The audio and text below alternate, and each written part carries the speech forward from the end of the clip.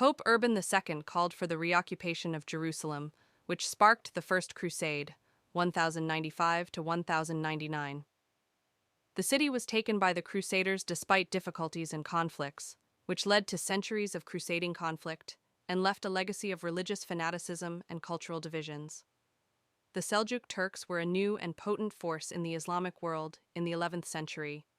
They were once Central Asian nomadic tribes who converted to Islam and became the dominant force in the Middle East, following a string of military triumphs. With their conquest of Baghdad in 1055 and their conquest of most of the Byzantine kingdom following their triumph at the Battle of Manzikert in 1071, the Seljuk Turks had pushed their kingdom westward by the late 11th century. Emperor Alexios of Constantinople was compelled to turn to the west for assistance as a result. One of the biggest armies of the era assembled when Europe responded. This 70,000-man army was made up of soldiers and knights from all around Europe. Some of France's most influential lords, notably Adhemar of Leu and Raymond IV, Count of Toulouse, two of the country's most significant leaders at the time, led the crusade. Many of them left everything behind.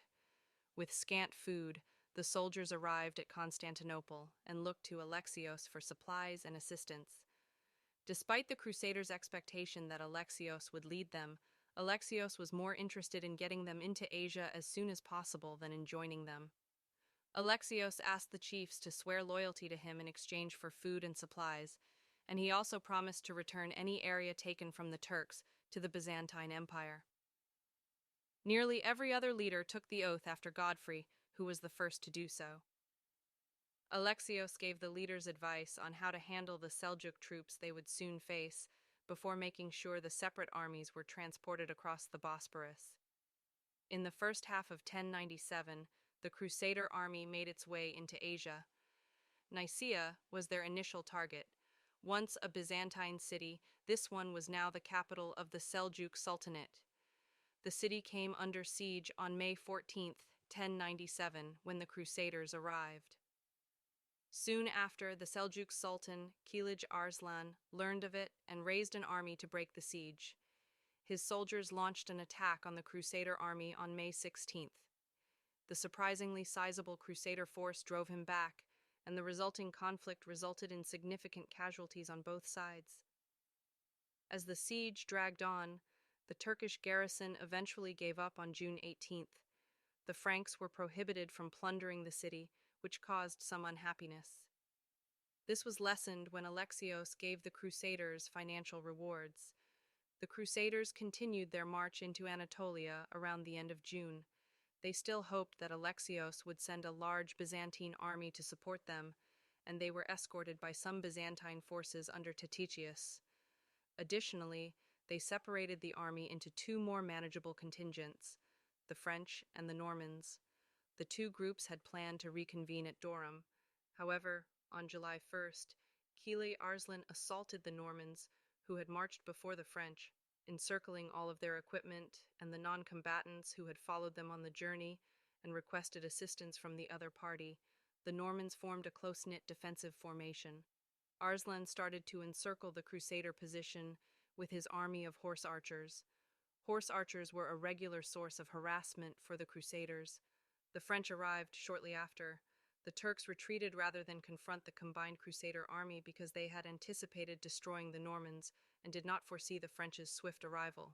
The Crusaders marched through Anatolia without any opposition after that, although the trip was miserable because Arslan had destroyed and burned everything he had left behind when he fled with his army. The Crusaders had very little food and water in the heat of July. Numerous horses and men perished. Whenever the chance arose, the Crusaders pillaged and plundered. Although none of the leaders were strong enough to assume control on their own, they all continued to contest the general leadership. The army of Crusaders had advanced to Antioch. Antioch, which was large and well fortified, was located halfway between Jerusalem and Constantinople. The Crusader army started a siege on October 20th, 1097, because they were discouraged by the prospect of capturing the city by assault. Antioch was able to remain partially supplied because it was so big that the Crusaders lacked the troops necessary to completely round it. By January, hundreds or even thousands of Crusaders had perished from famine as a result of the attritional 8-month siege. The situation improved in March when a small English fleet brought provisions and updated foraging techniques. To expand his authority from Syria to the Mediterranean, Kerboga, a Seljuk Turk leader, organized a coalition from southern Syria, northern Iraq, and Anatolia. Back in Antioch, Bohemond convinced the other Crusader leaders that an Armenian commander of a portion of the city's defenses had consented to let the Crusaders in and that he would hold Antioch for himself if it fell. Horns were blasted on June 2nd after the Armenian Firuz opened a gate and assisted Bohemond and a small group in entering the city. The Crusaders entered through the other gates, which were opened by the Christian majority in the city. In the turmoil, they massacred numerous Christian Greeks, Syrians, and Armenians in the sack, along with the majority of the Muslim residents. The Franks were encircled by the 40,000-strong army of Kerboga a month later. Waves of Kerboga's troops attacked the city walls from dawn until sunset for 4 days, starting on June 10th. Kerboga then tried starving the Crusaders out, although his efforts were not very successful. The city's morale was low, and defeat was certain. The surrender terms requested by the Franks were turned down. The Franks marched out of the city in 4 fighting groups to confront the enemy at dawn on June 28, 1098. The Muslim army's discipline broke down, and an unruly assault began. The Muslim army broke and left the battle with minor casualties. The crusade was postponed for the remainder of the year, while the nobility quarreled over Bohemond's claim to Antioch after the fight, which was not universally accepted. A pandemic struck during this period, killing a large number of army personnel.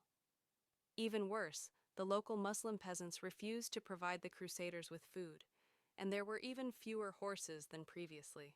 Simultaneously, the soldiers and minor knights had grown restless and feared that they would not be able to reach Jerusalem without their quarreling leaders.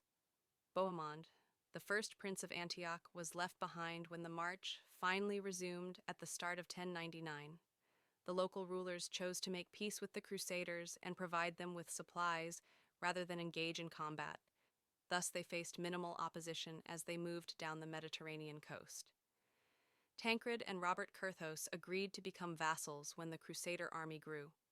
Then, on February 14, 1099, the Crusaders began laying siege to the city of Arca in northern Lebanon. There was tension among the military leaders during the siege. Power disputes resulted from the Crusade's lack of a true leader.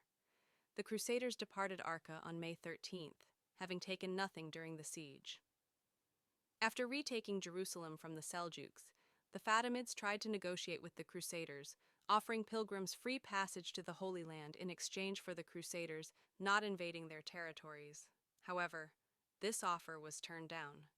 Iftikhar ad-Dawla, the Fatimid ruler of Jerusalem, drove out all of the city's Christian residents, since he was fully aware of the Crusaders' plans.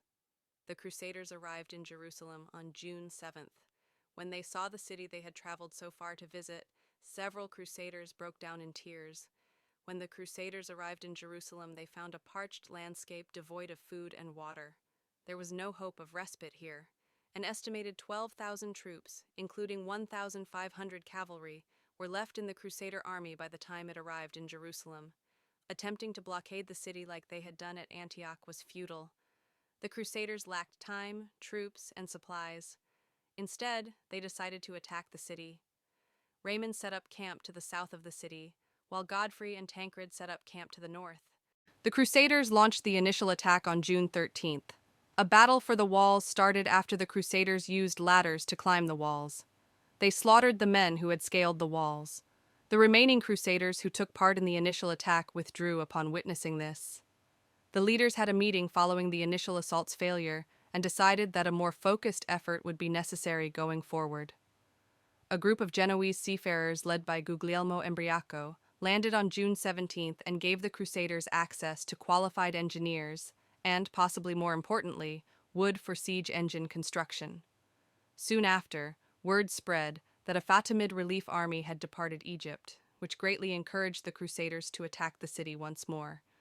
Soon after the Crusaders learned of this, the last attack on Jerusalem started. At both extremities of the city, A last push was initiated. While the other contingents attacked the northern wall, Raymond's soldiers targeted the south gate. The Crusaders scaled the walls on the northern side and started to take them. The Crusaders' rapid approach to the walls sparked a panic, and the defenders quickly left the fortifications, letting the Crusaders access the city. Tancred and his soldiers chased the defenders as they retreated to the Temple Mount following the successful attack on the northern wall. After forming up around the temple, the defenders made their final stand. The Crusaders overran the city and slaughtered its citizens when the city's fortifications weakened. Raymond and his troops marched into the city now that the Crusaders were there. The garrison commander, Iftikhar ad-Dawla, made a bargain with Raymond, giving up the fortress in exchange for safe passage to Ascalon. The remainder of the day was spent in slaughter. The Jews who had sought sanctuary in their synagogue perished when it was destroyed by the Crusaders, while Muslims were slaughtered without distinction. The city of Jerusalem had fallen. To create a government for Jerusalem, a council was convened in the Church of the Holy Sepulchre on July 22nd. Following his election as leader, Godfrey took on the title of Defender of the Holy Sepulchre, or Advocatus Sanctae Sepulchre. Now that their pilgrimage was complete, most Crusaders went back home. There were just 2,000 infantrymen and 300 knights left to protect the city. Many had never left Europe at all, and many had returned home before arriving in Jerusalem. These individuals were threatened with excommunication by the Pope and ridiculed by their families after the Crusade's success was made public. Those who had made it to Jerusalem alive were hailed as heroes back home in Western Europe. Both Europe and the Near East were significantly and permanently impacted by the First Crusade. As Europeans attempted to hold on to power in the Holy Land and increase their influence in the Mediterranean, it signaled the start of a string of military operations that would last for centuries.